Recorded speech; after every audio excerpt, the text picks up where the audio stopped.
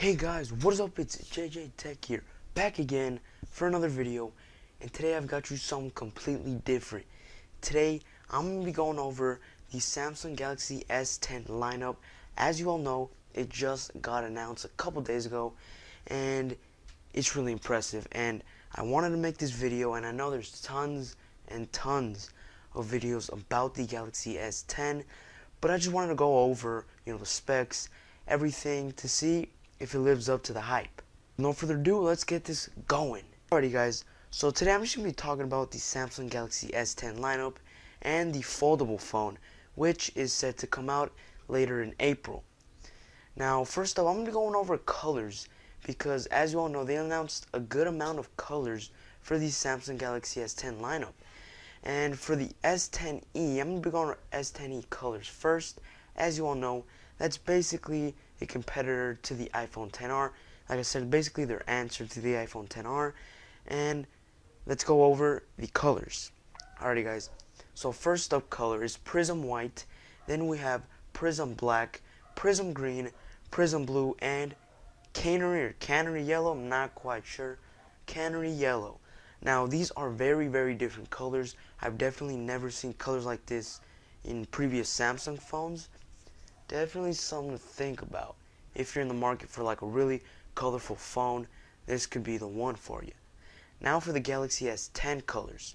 Now for the Galaxy S10 colors, they are a bit different, less options, but still aesthetically pleasing.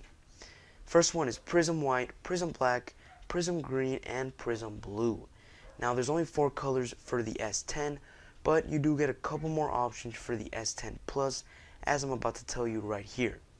For the S10 Plus, you're going to get Prism White, Prism Black, Prism Green, Prism Blue, Ceramic White, and Ceramic Black.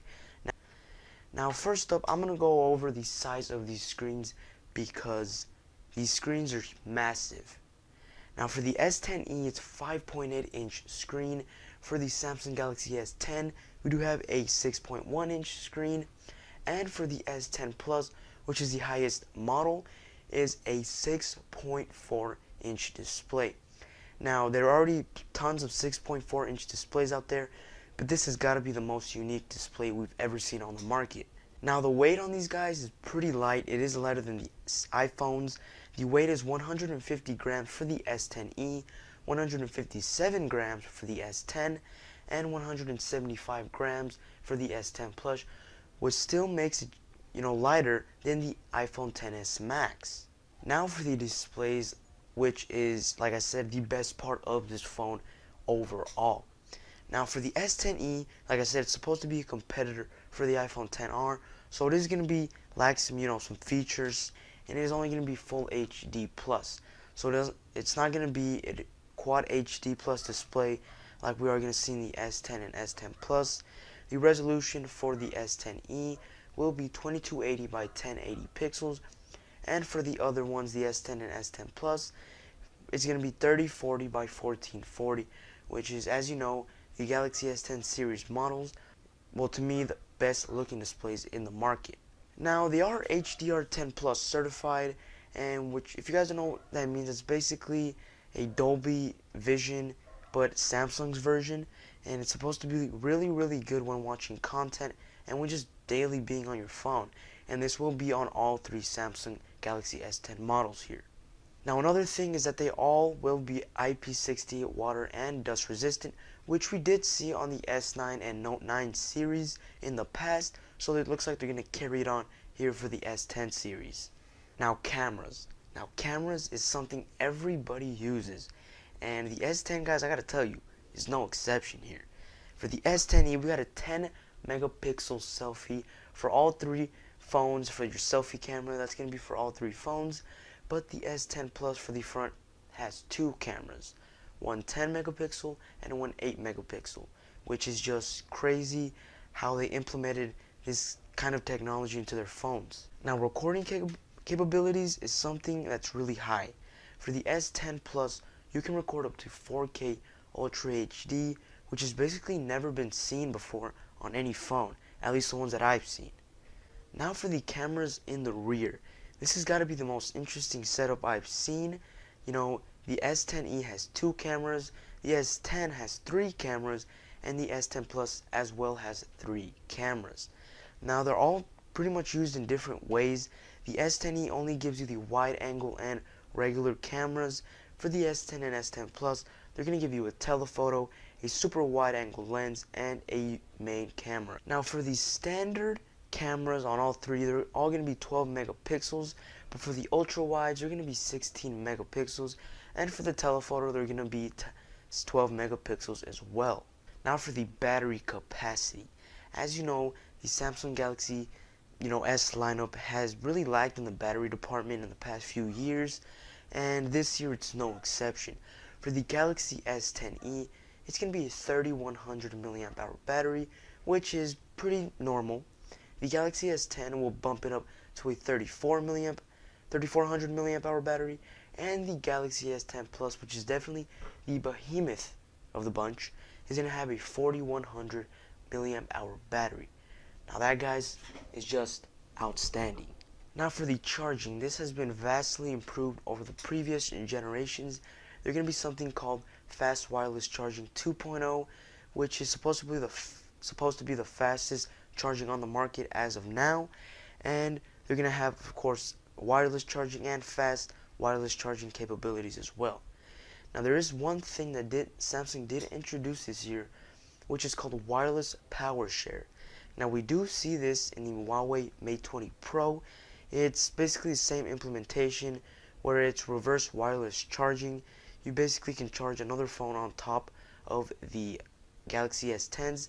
Not quite sure how fast it is. They haven't really released that yet, but I'm pretty sure it's going to be pretty slow. It really does depend on the battery capacity. Now for the memory of these phones. Now starting with the Galaxy S10e, which, like I said, is basically the smaller one of the bunch, like for example the smaller brother. So for the memory, it's going to have 6 gigs of RAM for the base with 128 gigabytes of internal storage. And if you bump it up to the next one, it's going to have 8 gigs of RAM with 256 gigabytes of storage, but you can expand it. Now for the Galaxy S10 and S10 Plus, for the base, it's going to be an 8 gigabyte of RAM with 128 gigabytes. And if you step it up one more, it's going to be 8 gigabytes of RAM with 512. Now here's a catch. For the Samsung Galaxy S10 Plus, it's something a little different. So we are going to have those two same options, but there's one more storage option that you don't get on the S10 and S10e, but you do get it on the S10 Plus. The Galaxy S10 Plus can also bump it up. Hear this, guys. 12 gigabytes of RAM with 1 terabyte of storage, which is just insane. I really don't know why you would need 12 gigs of RAM on a smartphone. I mean, I think 8 gigabytes of RAM is perfect. I don't think you can go any higher. And this is only for the ceramic versions only. So if you're going to get the other prism white colors and stuff, sorry guys, but it's only for the ceramic colors only. Now for the OS, they are going to run Android 9 Pie out of the box, and with Samsung's latest new version, Samsung One UI, which is basically the new software version they introduced with the Galaxy S10 lineup. And I gotta say, guys, I've seen it and it's pretty clean. I definitely do prefer it over the older Samsung One UI experience. I thought before it was just a little too buggy and I don't really like how it looked. Now for the Galaxy S10 and S10 Plus, there's something a little bit different Samsung introduced, and that is an ultrasonic fingerprint sensor under the display. Yes, guys, you guys heard it, an ultrasonic fingerprint sensor, which I know a fingerprint sensor under the display, we've seen it on many different phones, such as the OnePlus 6T, the Huawei Mate 20 Pro, but this is something different because, like I said, ultrasonic. Now that is something a little bit different as opposed to the regular in-display fingerprint sensors in the OnePlus 6T. This will not shine a light on your finger. It will actually use ultrasonic rays to detect your fingerprint indents. Now you will not be getting the in-display fingerprint sensor for the S10e. It will be mounted on the side. Now that's pretty much it for today's video. Just wanted to do a little news update on the phone.